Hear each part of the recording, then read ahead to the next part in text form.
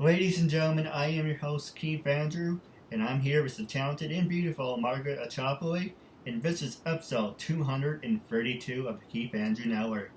And now for our people who want to know what the Keith Andrew Network is, it's basically my way of showing people that even with having a learning disability, I can still overcome controversy and reach my goals in life. At the same time, I'm able to turn myself into a perfect example for people out there dealing with any types of disabilities. They should never give up, and you should prove people wrong. Now my catchphrase is PPW, prove people wrong, and that's my new slogan. Hopefully that catches. Now a lot of people have the yes movement for the WWE. They have the little chants, so I came up as well. Maybe I should have a little catchphrase. So it's the Keith Andrew Network, never give up, and PPW, prove people wrong. With that being said, half hour, 45 minutes of your time, give or take. You have as much time as you like. So starting off, what can you tell us about yourself? Well, I'm really happy to be here, Andrew, and I like the PBW. That's awesome. So you need to hashtag that on everything you do, okay? And I'm going to do that as well. Um, so thank you for, and I love the number. What am I, 232? You Yes. said? All Actually, not right. 233, sorry. Oh, that's okay. Oh, that's even better. 233 is great. So, um, so I am what you would call a serial entrepreneur. And the reason I'm called that is because when I come up with an idea, um, I go with it. So a lot of people, and that's why I'm so impressed with what you're doing.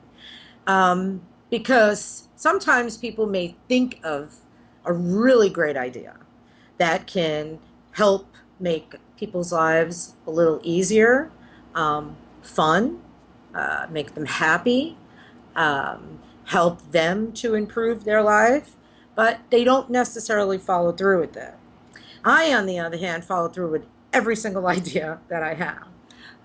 But the one thing is not all of them have become successful, have been a success. So that's why what you're doing is something that I am just, really excited to be a part of because you're not letting anything get in your way. And as you've been telling me, you want to continue to do this until you are successful. So that's awesome. And I hope that you do. I started Caccioppoli Anderson a little over 7 years ago. Wow, time really flies. With my business partner, Newell Anderson. And what brought Newell Anderson and I together as business partner was the fact that we get it. We understand about networking. And networking is very, very important. It's very important for everyone's business. And I'm going to go to the marketing aspect of the company soon, but I need to talk about the networking first because a lot of people don't understand what marketing is all about. But people will understand what networking is all about. So with networking, um, it's not only getting to know people. It's not only collecting a business card and then putting it in your file. It's not, you know, uh, making sure you have 1,000 connections on LinkedIn. What networking is building a relationship with those people, not the business card, with the actual person. Building that human touch, getting to know who that person is, and finding a common ground and helping that person. That's how you build a network. When you are doing your going through your day and someone says, I can use a really, do you know a really good plumber? Or do you know a good carpenter? And I say, well, yeah, my friend Jack, he's excellent. I've used him a million times. Let me give you his information. That's what networking is all about. It's not a matter of numbers. It's a matter of knowing who's part of your network and referring them to other individuals. What happens is that's how you grow your network, okay? Because now Jack is going to remember what I did for him. And he's going to say, well, if you need somebody to do some marketing or public relations for you, I know Margaret. So you want to continuously you want to continuously grow your network by being reciprocal, meaning when someone helps you, you help them, and vice versa. And they should do the same thing. And you should only build your network with people who do that, okay? Because you don't want to build a network with one-way streeters, because you're never going to get anywhere. So now how does that tie into marketing? Well, marketing is the same exact thing, except you're networking with the masses, with the public, okay? Because you want to get someone in your public to like what you do, be attracted to what you do, get a personal connection to what you do, and to talk about it, okay? So marketing markets to the public, which will bring on a public relations campaign, which will get people in your industry to talk about you. And to sum that up, this is how I teach people about public relations. So have you ever been sick? Have you ever had something wrong with you, and you say, well, you know what, I want to find a good doctor. So how would you find a good doctor? You go on the internet, maybe you Google, you'd read some of their, references. Well, what 99% of the people do to look for a good doctor is they'll call a friend. Do you know a good doctor, a good foot doctor? Do you know a good back doctor? And everybody is more than happy to help you out with that information. And they'll say, yes, I do. So you would take that reference on that person based on how well you know that person, how well you trust them. And you'd say, well, you know what?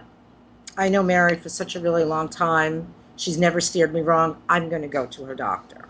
So that's what public relations is you want to get your public to recommend you to other people, to talk about you to other people. So that is, pertaining to Caccioppoli Anderson and what we do at Caccioppoli Anderson. We teach people how to network properly, and then we market them to their public. We also market them to their ideal client. Referring back to my serial entrepreneurship, is I've also started a business with my son called Bow Wow Meow Cafe. And I know, right? It's a cute name. And what Bow Wow Meow Cafe does is we celebrate our pets. Pets are very important to us. They're not just, they become family members. Okay, and everybody that has a dog and has a cat, a fish, a bird, they become an extension of your family, and you feel them here, right in your heart, and they do so much for you, and they have known to help people with learning disabilities, of all types of disabilities, better than any medication could have ever proven. And there are no side effects except for a tremendous amount of love. So what we do at Bow Wow Meow Cafe is we found a sweet way, and it's a sweet way, of celebrating the love, the unconditional love that they give you by making treats. We make sweet treats.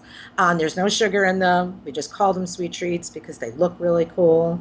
We make cupcakes and cookies. Some of them are gluten-free. Some of them are organic. So they're all healthy. We bake them here right in my own home. And we use all fresh ingredients. But we also throw parties, too, because I think dogs deserve to have their birthday celebrated. Right. Cats as well. And that is something that my son and I have been putting together. We do street fairs throughout all of Queens, and we're branching out to, Manhattan, the city as well. It's only been in business for about 2 years. We have, we make some really great connections with some really great people. And a lot of our products that are sold, we do make donations to a few rescue groups. One of them is called Brat Rescue. Another one is called the Blind Cat Sanctuary. And and we're looking forward to making that a great success. No, absolutely. That's wonderful. And saying I agree with you 100. I agree with you 100%. Animals are furry little people, and they are like an extension of yourself. And they're not just an immovable object. They're actually part. They become part of you and become a family member. I I have 5 cats and 1 dog. I have 5 cats and 1 dog. I do. I have 5 cats and 1 dog. See, I knew there was a connection. Okay, go ahead.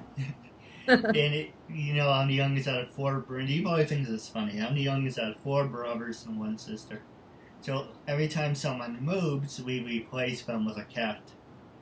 There you go. So each cat has their own story. Oh, that's really cool. That's really great. Well, that really touches me. Our cats have not replaced any humans, but all of our cats have either come off the street, we Right. just found them in the street, or from rescues. Actually, the ones who are survived now, meaning because we've always managed to have five. Like if one passes away, um, it's almost like the angels know, the animal angels know, and they come here and they're like, "We have another cat for you." So we always have five, but we never have more than five though. But every time, and it's so funny because every time we get one, we say, "Well, we're only going to foster it. We're only going to foster it," and then in like 24 hours, we fall madly in love with them. So we have a new dog, Blue, which we've had for 2 years. And getting back to that, Ranger, our dog who passed away of 17 years, he passed away over 2 years ago, is the inspiration to Bow Wow Meow. My son does have Asperger's. He also had an eating disorder when he was young, very, very, uh, pretty severe on many different levels, which I won't really get into. But anyhow, Ranger was a very big support to my son. When my son would go to sleep at night, it was kind of difficult for him. He used to have night terrors. And Ranger just took it upon himself to bring him comfort. So he would go in there every single night. And I'll never forget when my son was like 5 or 6 years old, he said to me, he goes, ever since Ranger has, and here one of my cat, ever since Ranger has, he wants to say hello. She wants to say hello. This is Miss Eva, by the way. She's fantastic. Anyway, um, my son said that ever since the Ranger started sleeping in his room, that he slept better. The night terrors went away. So, um, so I know she's stealing the show. Um, so the amazing thing about Ranger was he did it for 17 years. He did it until my son was 18, 19, 20 years old. He still went into his room and brought him comfort. Even though the dog suffered from seizures and Ranger went blind, he couldn't walk, and every night he still managed to go into David's room. It's really hard to even talk about because I get really choked up. So it's the reason why we started Bow Wow, because I wanted in Ranger's honor, and I think Ranger should have had a birthday every single year for the amazing job he did. So that's what it's all about. No, absolutely. And it goes back to what I was saying before. Animals are basically furry little people. Yeah, They have the same emotions, they have the same feelings. yeah. I give you a funny story. My dog Fifi, she hates thunderstorms. My dog too. So she hides in the bathtub. She puts her paws over her face. And she hides Uh, behind the toilet bowl. But it's really funny because all my cats, and I made a mistake before, I'm sorry. I have 4 cats. I just have a bad memory. 2 of them Okay. just passed away. Oh, Mr. Rudy passed away because he had a growth on him. And my other ones was a couple years ago. But basically, to make a long story short, I'm a cat person, I'm a dog person. And I only bought one dog from a breeder. That was Mr. Charlie. And it's funny about Mr. Charlie is when we got him at Shakopore, his little birth certificate, his little paper, says Sir Charles of Monroe. oh, that's so cool. That's very cool. But like you said, the cats are from the streets. We rescued Rudy from a burdened building. We got Mr. Molly from outside ShopRite. We got Chelsea from a vet.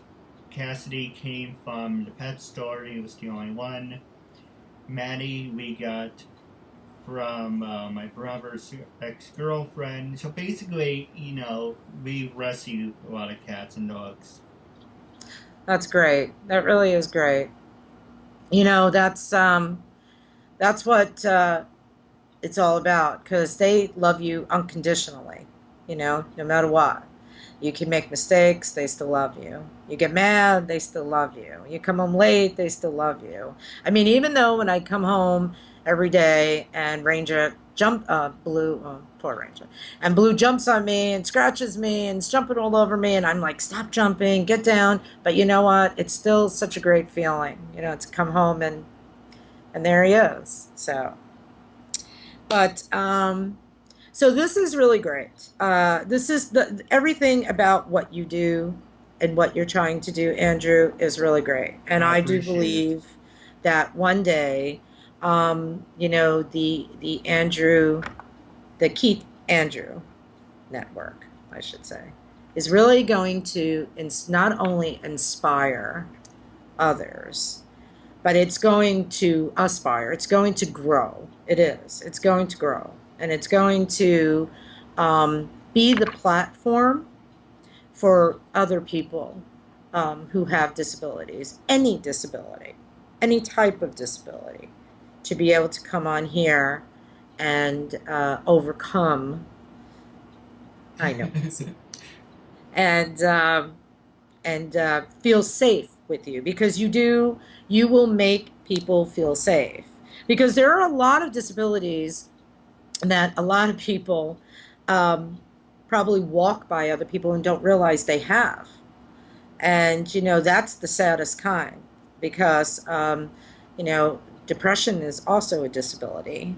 People have fears, anxiety, lots of anxiety, and yet they still go about their day. And it's very, very tough for them. And a lot of people don't realize how tough it really is. So it's nice to have someone like you to give them a place to come to talk about, their disability, how they are overcoming it, and so I applaud you on that. No, I appreciate it. Now, for people who want to know who I interview actors, actresses, models, CEOs, professional wrestlers, people with disabilities, people without disabilities. And I get into a lot of arguments. It's like, well, why do you want me on my show? I really don't have a disability. You're missing the point.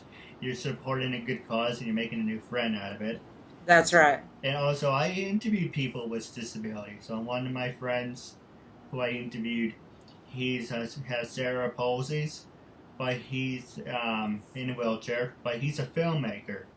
The other one is in a wheelchair. Nothing's wrong with her. She was in a bad accident, but she's in a wheelchair and she's an actress.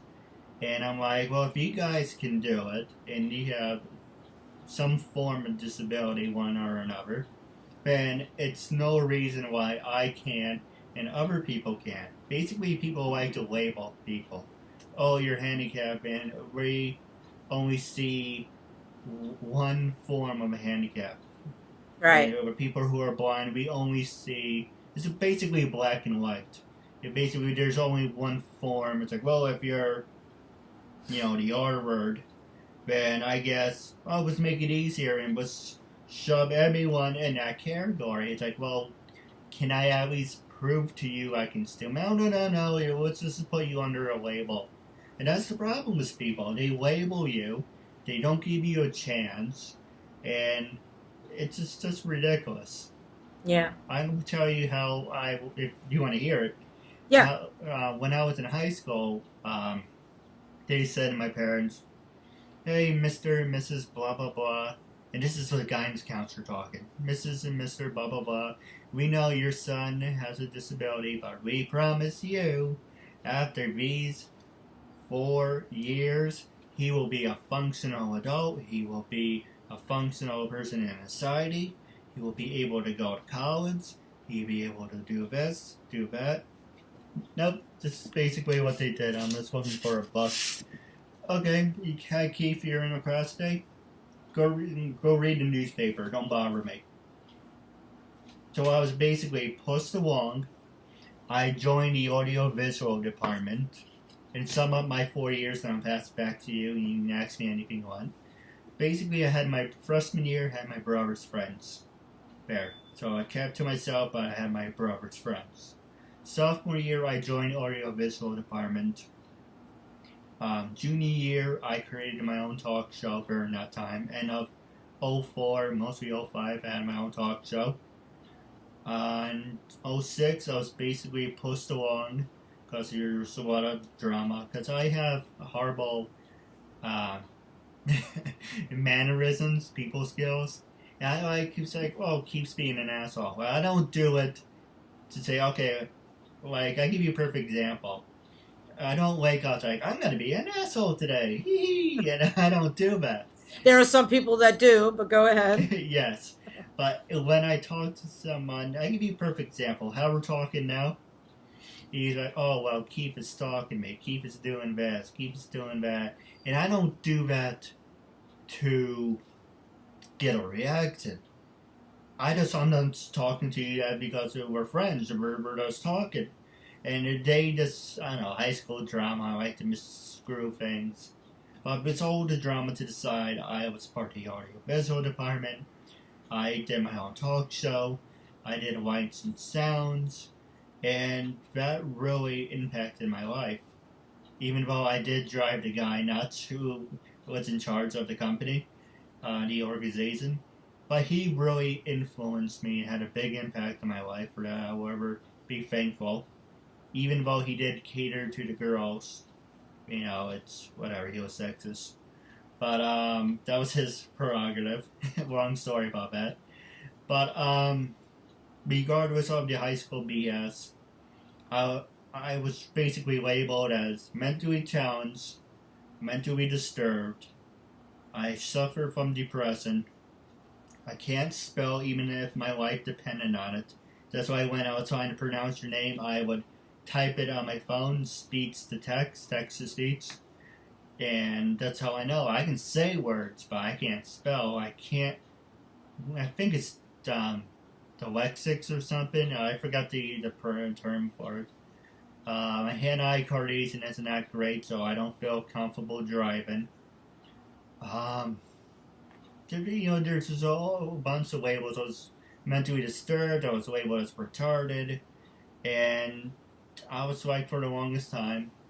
My sister's doing her thing, my brother's doing his thing, and they all took special ed classes. But like I said, one goes on tour, one's a poetry writer, one is a school teacher, the other two are doing whatever. And I'm like, well, if they can do it, there's absolutely no reason why I should sit back and hey, have my hands handcuffed. Be like, okay, well, if you think retail's all that I can accomplish, then I go, okay, do whatever you want. But I am like CM Punk. For people who don't know who CM Punk is, he's a WWE wrestler. I'm straight edge. I walk to the beat to my own drum. I have no filter. And I'm also like the other wrestler, Edge. I'm the ultimate opportunist.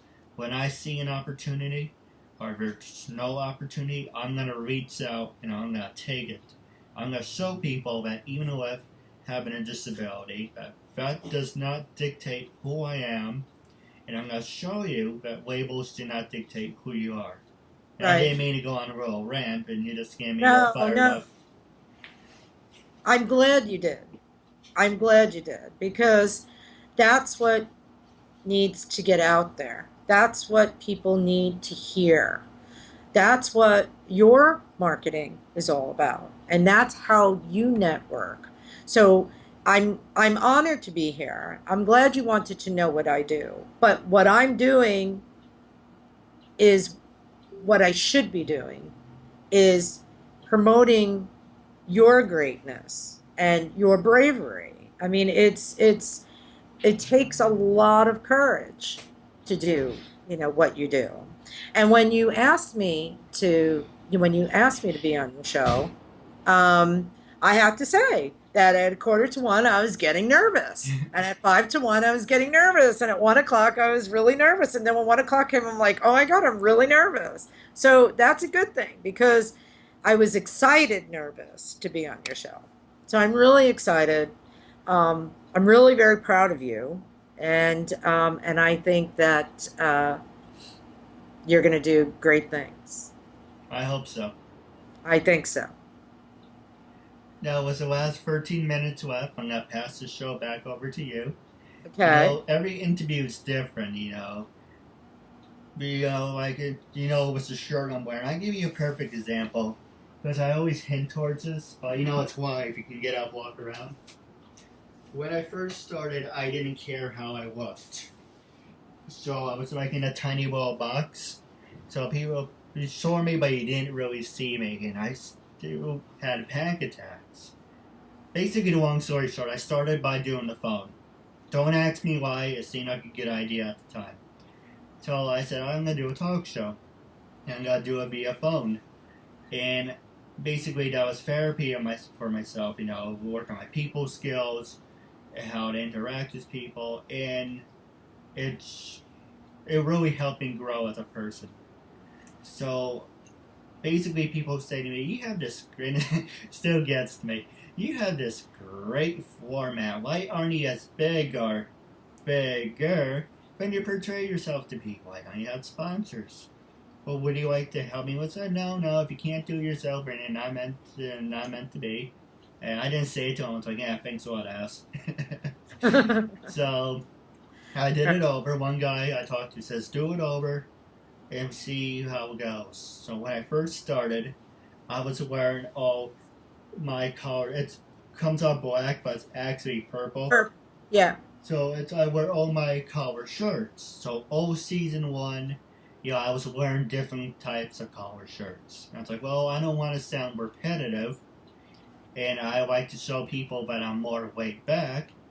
Well, I do like wearing fancy shirts. Why not do something casually? So season 2, a little bit of Ray, I'm doing a casual look. Season 4, I will go back to wearing all fancy shirts. So I like to shake things up. I like to do things different. It's like every interview, some interviews some interviews I do are really good, and Right. some are really bad. And that, I'm not saying it's the guest's fault. I'm saying it's more I watch it. It's because it was a growth period for me, Sure. and it's mostly my fault. A famous wrestler said to me when he was doing a recommendation for me, Sonny Ono, former WCW wrestler, he said Keith is a great talk show host. However, he's a little stiff. And I didn't know what he meant by that. I thought he was being an ass or just trying to make a joke. But when I was working on my interviews, I was like, yeah, he's right. I do come off a little stiff, a little robotic. Like I said, it's a growth period. All interviews are going to be different. If it was the same thing, like if I had, the same shirt or the purple shirt over and over and over, then people would be like, okay, you're doing the same thing. We don't see any difference. That's why Right. every interview is different. I wear a shirt that fits on my mood. This one's very colorful, and so I'm very more upbeat today. Goes with Right. my mood, and it just, it's really hard to explain, but it just, I like things to be different. I like things to be like interactive. That's why I have people get up, walk around, show us their place. If you have photos, you can show us a bit. Like your cat was in the video, that's different. Miss Eva. You get the idea, Yes, I do. I do. Um, and you're very marketable. There's a lot of things about you that, other than your passion for it and how you want to prove and show others how they can overcome disabilities, you have a lot of marketable aspects. And getting back to what you were saying, everything is, you know, when you start your own business, there are growing pains involved, and it's like the conversation that I had with you, of what marketing is all about, and growing pains. So, you know, people expect, or they think, that when they sign up with a company for a marketing campaign, they expect instant results. Okay, they figured they signed the contract on Monday. By Thursday, they should have their own star. Okay, and it's like people don't understand that there's a process to it. And the way I describe it is, it's the same thing as when you're starting your garden. Okay, so you have to cultivate the earth. Okay, you have to have good earth. Then you make holes. Then you put the seeds in. Then you cover the seeds. Then you have to water them every day, and you have to make sure it gets enough sunlight, or too much. You make sure it doesn't get too much sunlight, and then you have to water it and grow. And as the seeds break through the dirt, now you have to protect it from the elements, and you have to water it until they grow and continuously grow, until eventually you really don't have to do much except make sure you nourish it. You have to continuously be there to nourish it. If something breaks, you mend it, you put a stick to keep it growing straight, make it strong. That's what marketing is all about. It takes time. All those instant successes that you see, especially nowadays with the way, people can make a video and it gets bazillion likes, and all of a sudden they've got, a bazillion dollars thrown at them, and, and their kids' college, is taken care of for the rest of their life. We see that a lot on social media, but it's really not a lot that it happens to. Okay, it's kind of like winning the lottery. It is, and a lot of the times when we see successes that we believe are overnight are not overnight. Those people spent days, hours, months, years, blood, sweat, and tears behind the scenes that we didn't see. We only now seeing their success. So we got to keep that in mind. And that's what marketing is. It's not so black and white. There are so many twists and turns to it. And you need someone, which I'm very proud to say that, Newell and I is that we're individuals. We base our marketing plans and campaigns on the individual. We don't use a template marketing campaign. We do everything we design it based on the individual, based on their style, their needs, what they're looking to accomplish, how they want to be represented. So it's very personal, and I believe that you possess a lot of good qualities that will make you a great success. I have a good feeling about it. And I've been doing this for 30 years. So I think in many different industries. So I think I'm onto something. Keith. No, absolutely. Now, wrapping up our interview segment, Okay. I just want to say it was a real honor and privilege to have you on the talk show, and I'm looking forward to building a friendship with you as well. I do too. Thank you very much for having me. I really appreciate it.